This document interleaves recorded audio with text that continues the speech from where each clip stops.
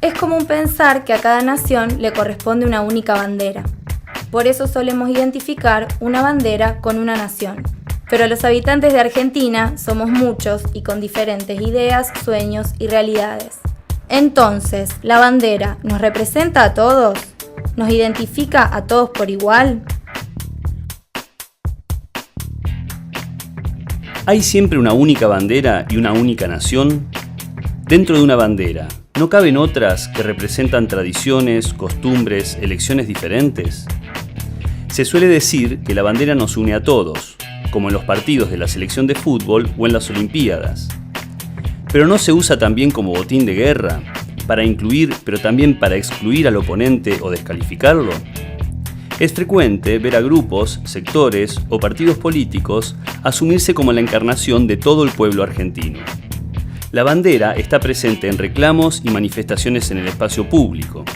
El conflicto llamado del campo entre entidades rurales y el gobierno nacional en 2008 es un ejemplo de esta cuestión. Lo cierto es que la bandera es un símbolo que resiste las crisis más profundas. En el 2001, cuando todos los partidos políticos y sus banderas estaban desprestigiados, el celeste y el blanco tiñeron completamente las protestas. Existe una sociedad, más de 40 millones de personas, que se identifican con la bandera argentina. Pero esa bandera no significa lo mismo para todos, y no siempre significó lo mismo a lo largo de la historia. En 1976, la dictadura militar ordenó la represión y la desaparición organizada y clandestina de personas en nombre de esa bandera. Hoy, los responsables de esos hechos son juzgados bajo ese mismo símbolo.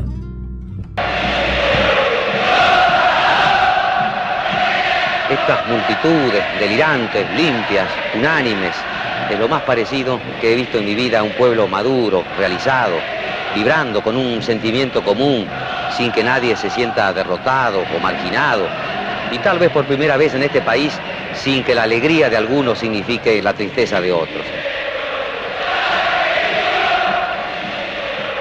Esta fue nuestra fiesta, nuestra mejor fiesta, porque fue la fiesta de todos. La bandera representa una nación que se formó en base a acuerdos y fuertes conflictos, que cambia, que a veces está calma como si ondulara, y otras veces se retuerce, desflecada por las tormentas. No mucho después de ser creada, se intentó congelar el significado de la bandera en piedra, haciendo un monumento. Pero también ese monumento fue objeto de discusiones a lo largo de más de 80 años, hasta que se construyó el que conocemos hoy.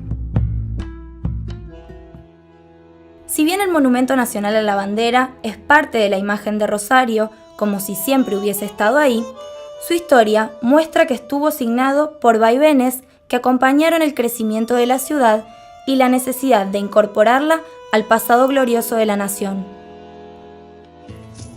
El proyecto del actual monumento fue diseñado por Ángel Guido y Alejandro Bustillo y tuvo que superar a otras 12 propuestas en un concurso realizado en 1939.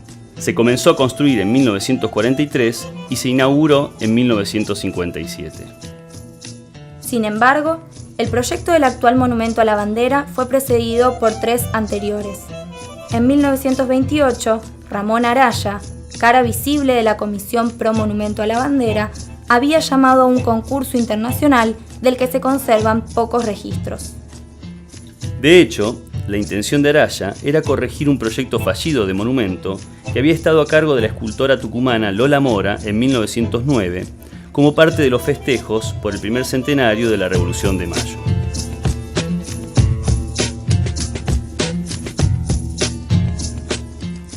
Durante esos años, era evidente que la numerosa llegada de extranjeros a vivir a nuestro país ponía en cuestión las ideas existentes sobre la identidad nacional.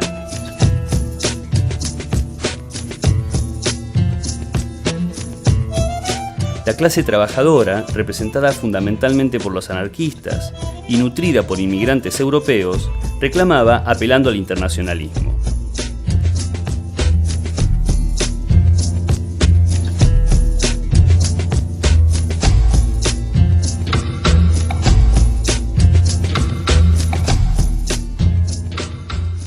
festejo del centenario compartió inestabilidad social con lujo desmedido por parte de la élite dirigente.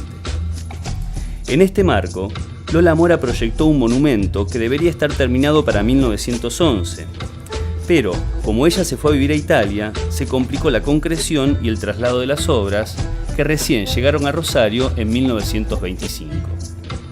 Para ese entonces, la influyente Sociedad de Artistas Rosarinos dictaminó que las esculturas parecían ejecutadas por simples oficiales marmoleros y fueron desestimadas.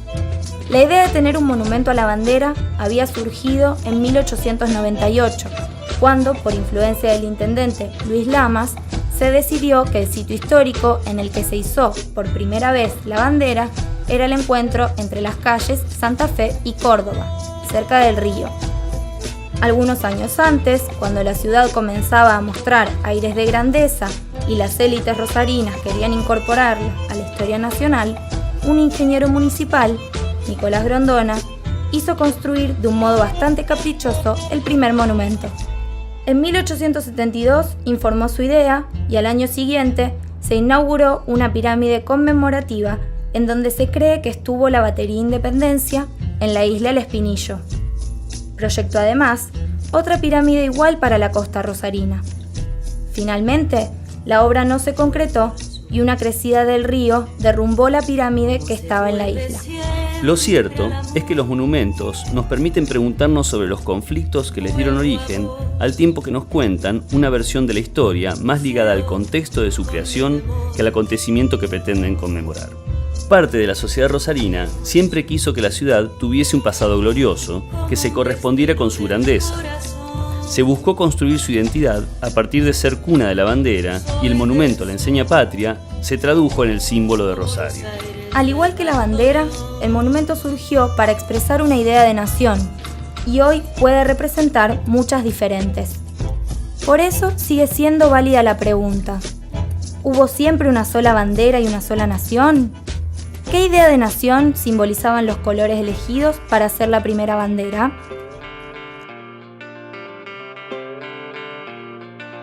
Si bien los colores de la bandera están incorporados a la imagen de la identidad argentina como si hubieran nacido en la Semana de Mayo, lo cierto es que eran utilizados por la familia de los Borbones. Son los mismos colores del manto de la Inmaculada Concepción de la Virgen María, patrona del Consulado de Comercio creado en Buenos Aires en 1794. Estas evidencias contrastan con la idea de que Manuel Belgrano se inspiró en el cielo y las nubes para crear la bandera. En cambio, nos hablan de la intención de conservar algunos de los símbolos monárquicos o religiosos, buscando reunir partidarios para el gobierno revolucionario.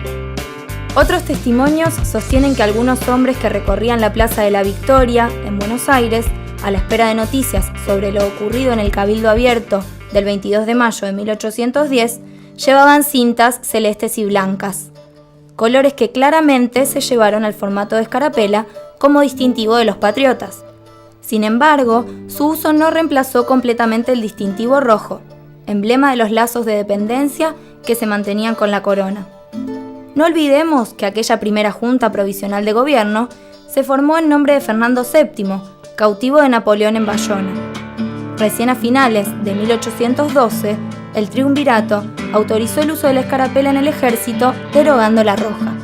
En el marco de la Guerra Revolucionaria, Belgrano debía fortificar las costas del río Paraná, asediadas por navíos realistas que venían de Montevideo.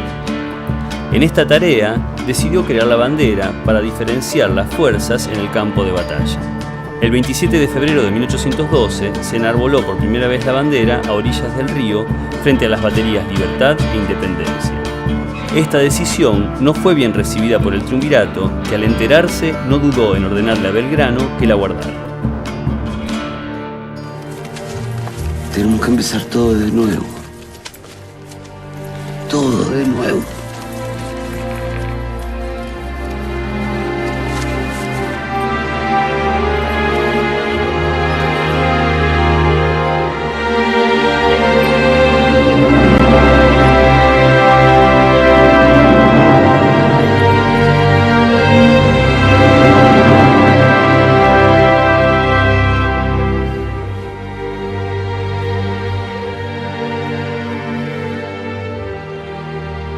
Soldados de la patria, juremos vencer al enemigo interior y exterior. Y la América del Sur será el templo de la independencia y de la libertad.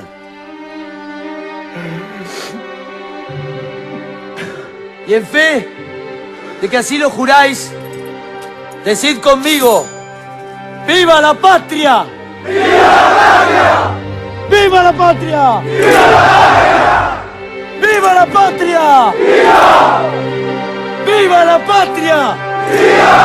Sin embargo, los representantes de todas las provincias reunidos en la Asamblea del año 13 aprobaron el uso de la bandera para el Ejército del Norte, aunque no como distintivo del nuevo Estado. A partir de ese momento, la guerra se instaló durante muchos años, por un lado entre patriotas y realistas, pero también y durante toda la primera mitad del siglo XIX entre los sectores que peleaban por el poder en el territorio independiente. Cada uno de ellos intentó identificarse con banderas particulares. En 1816, el Congreso de Tucumán declaró la independencia y adoptó la bandera creada por Belgrano, con 2 franjas celestes y una blanca en el medio, como el símbolo de las Provincias Unidas del Río de la Plata. En 1818, el director supremo, Juan Martín de Pueyrredón, le añadió el sol incaico a la franja blanca. Pero ¿quiénes se identificaban realmente con esta bandera?